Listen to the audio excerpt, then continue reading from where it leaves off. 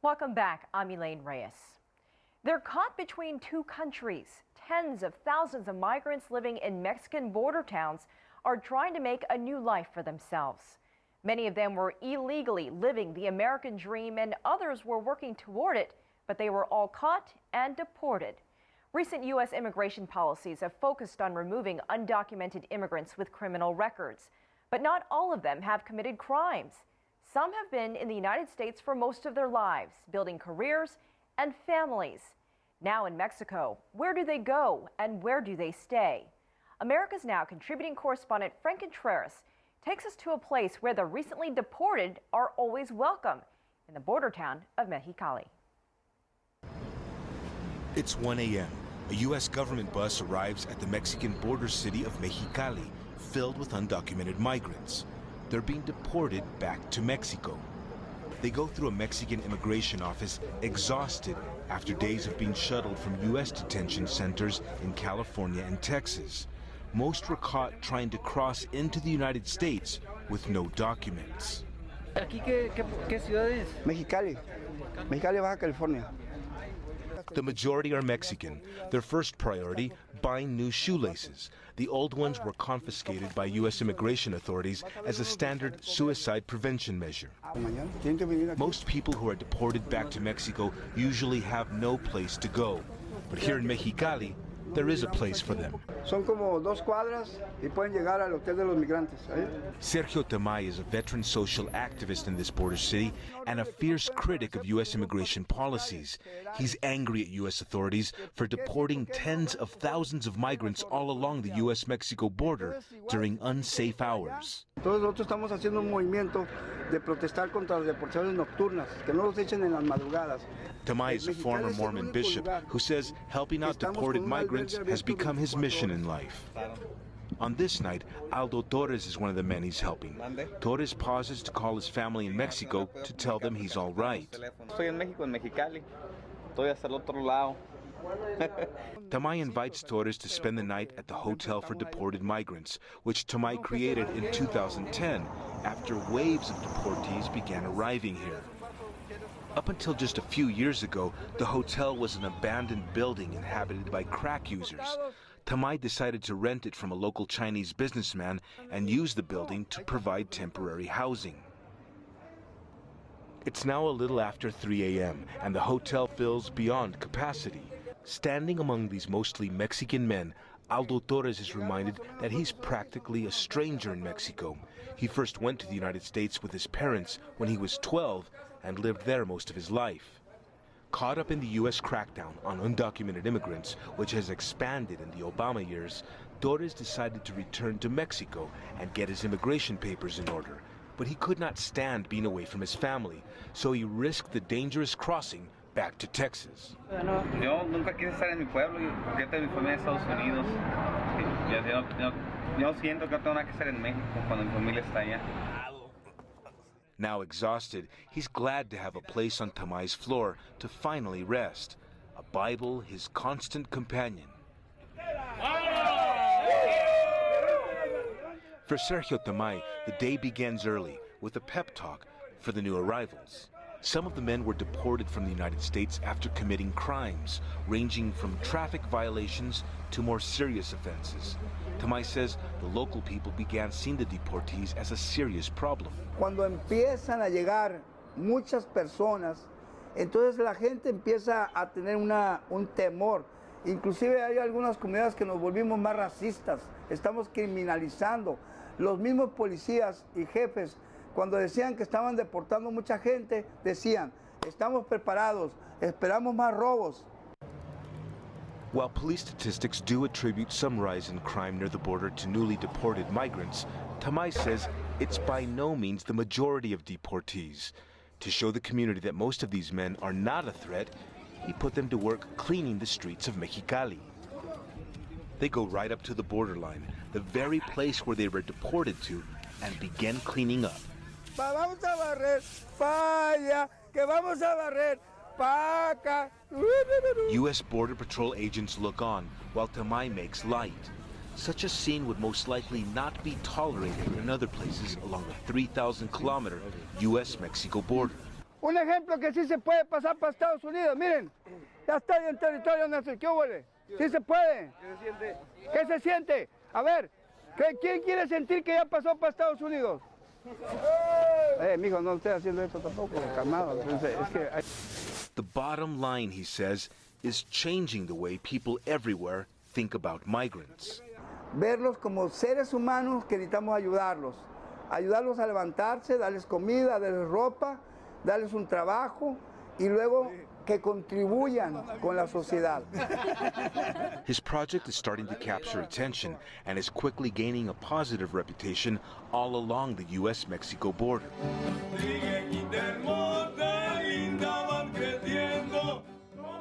The hotel is located on a row filled with seedy bars where alcohol and drugs are easy to get.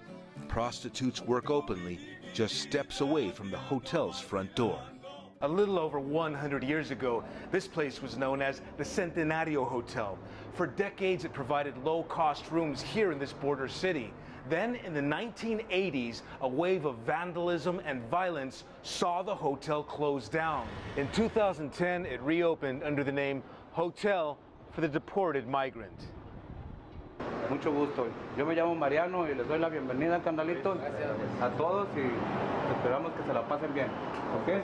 At the Hotel for Deported Migrants, those who check in get a halfway house where they can meet other migrants who've had similar experiences.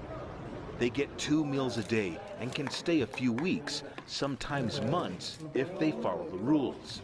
No fighting, no smoking, and no drugs, not even coffee. The downstairs area of the hotel is reserved for those who have broken the rules. Tamay calls them the fallen angels. Newly arrived Central American migrants, many on their way to the U.S. for the first time, also live downstairs. 41-year-old Enrique Martinez is from Honduras in Central America. He's been here nearly a month and is working as a volunteer in exchange for a place to sleep. Martinez's job is keeping order and making certain that newcomers do not steal clothing and shoes from the other migrants. Martinez's 4-month odyssey from Honduras up to this part of northern Mexico was filled with danger, once even evading armed robbers. Se subieron al tren a medianoche, lo pararon, empezaron a machetear a las personas para robar.